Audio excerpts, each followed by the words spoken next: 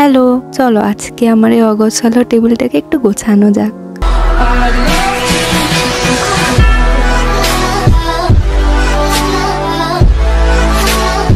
পরীক্ষার কারণে অনেক দিন ধরে আমার টেবিলটা এলোমেলো হয়ে পড়ে আছে। সো ফার্স্টে আমি আমার এই জিনিসগুলো সরিয়ে নেব, ক্লিন করে নেব।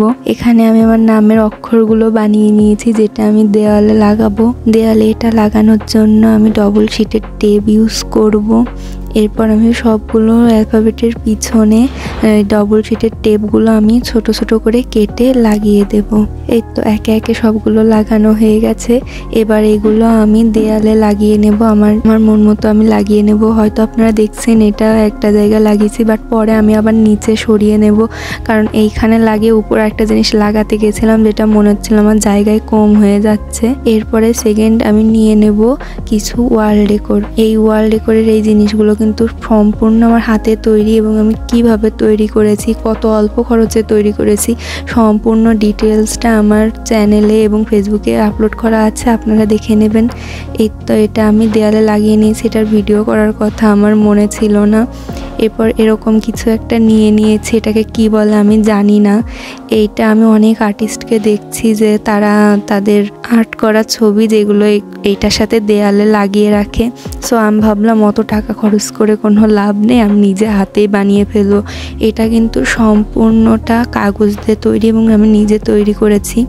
এখানে আমার আর্ট করা কিছু ছবি ছিল যেগুলো আমি কিছুদিন ধরে এইখানটা সাজাবো বলে আমি আর্ট করেছি, যেগুলো এখন আমি দেয়ালে লাগিয়ে নেব। দেয়ালে তো না, যেটা বানিয়েছি ওইটাই লাগিয়ে নেব। এবং আমার নামের উপরে এই একটা প্রজাপতি লাগিয়ে নেব। এরপর এখানে আমি একটা কি জানি না কি বানিয়েছিলাম, এটাতে আমি আমার একটা ব্রাশ সেট রেখে দেবো এবং এখানে কিছু ফেব্রিক কালার রেখে দেবো। আমার ফেব্রিক কালারগুলো মোটামুটি অনেকগুলোই শেষ হয়ে গেছে, আবার রিনিউ করে ফেলবো, সমস্যা নেই। এরপর একটা ক্যানভাস ছিল যেটাও এখানে রেখে দেবো। এরপর একটা কালার মিক্সিং প্যালেট রেখে দেবো। এরপর এখানে ওয়াটার কালার রাখবো, যেটা আমি উল্টা ধরেছিলাম। ওটা কোনো ব্যাপার না, উল্টো পাল্টা হয়ে যায়, কারণ আমি ওটা দেখে ধরি নাই। এরপর এটা আমি এখানে রেখে দেবো। এরপর আমি একটা কিউট ফেসের বোতল রাখবো, যেটার ভিতরে কিছু মানি প্লান্ট আছে। এরপরে এখানে আমি কিছু ফেব্রিক কালার রেখে দেব। এরপর একটা কিউট ফেসের কৌটা নিয়ে নেবো, এটাও আমার হাতে তৈরি। এটাকে আমি একটা ব্রাশ হোল্ডার হিসাবে কাজে লাগাবো। এখানে আমি অনেক কিছু ব্রাশ, মানে আর্টের যেসব ব্রাশ আছে তুলি, সেগুলো আমি এখানে রেখে দিয়েছি। এরপর এখানে আরেকটা কিউট ফেসের কি জানি না, যাই হোক বানিয়েছিলাম অনেক আগে। এখানে কিছু অ্যাক্রিলিক কালার আছে রাখবো, পেন্সিল কালার রাখবো, তারপর বার্নিশ রেখে দিব। তারপরে এইখানে আমি একটা স্কেলও রেখে দেব। ওগুলো হয়, এগুলো কোনো ব্যাপার না, যাই হোক। এরপর একটা ছোট্ট কিউট কালার মিক্সিং প্যালেট রাখবো এবং বিভিন্ন ছোটোখাটো জিনিস এখানে আমি অর্গানাইজ করে রাখবো।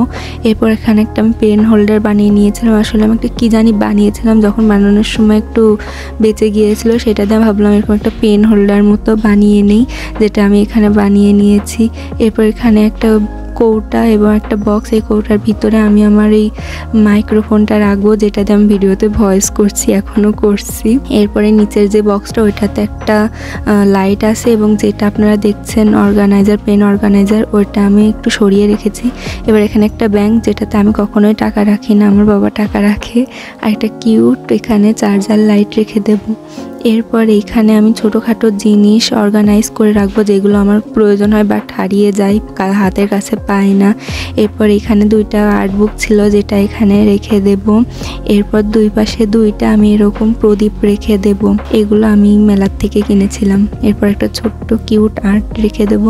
এই তো আমার পুরো টেবিলটা অর্গানাইজ করা শেষ। কেমন হয়েছে জানাবেন। টাটা।